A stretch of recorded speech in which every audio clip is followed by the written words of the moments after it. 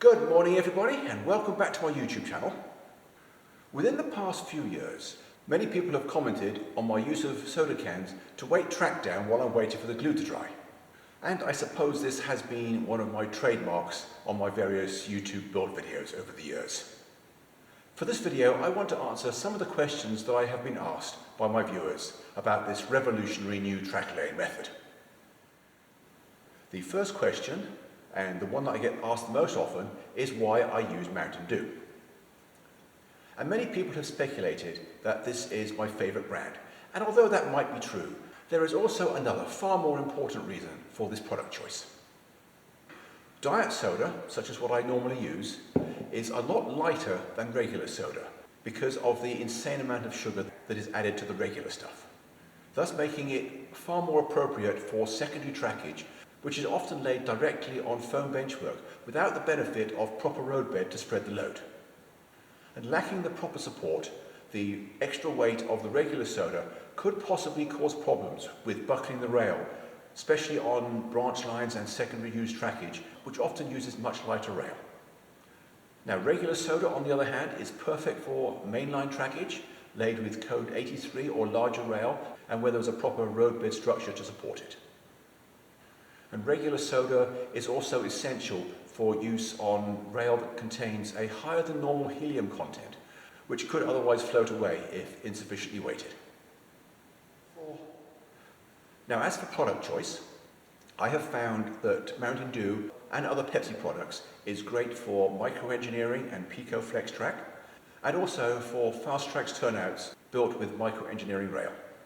Whereas Coke products, on the other hand, are much more suited to Walthers or Atlas track.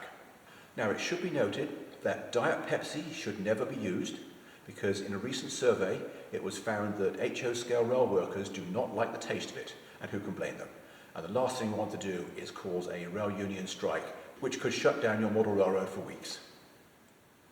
Now, one exception to this brand demarcation is Sprite. Now, I have discovered that Sprite is pretty much a universal weight. It can be used on any brand of flex track and turnout. The only thing to keep in mind, however, is that being a clear soda, it should not under any circumstances be used if you are intending to install a working signalling system. The reason for that is that being a clear soda, we don't want to risk a false clear signal which could cause a fatal accident.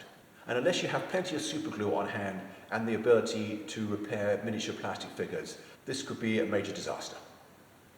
Now, another brand that should never be used is Monster Energy drinks. Now, I don't have a can of that on hand. I didn't buy it for the purpose of this video. But the reason for that is that certain species of monster contained therein do have a tendency to eat metal, which of course defeats the object of laying track in the first place. One exception to this might be if you are modelling a British railway in the Beeching era. Another question that I've been asked is whether soda cans work for N-scale track, like this. And the answer to that is simple: yes, they do. But you have to get the N-scale cans, like these, because the full-size cans are grossly overscale for N.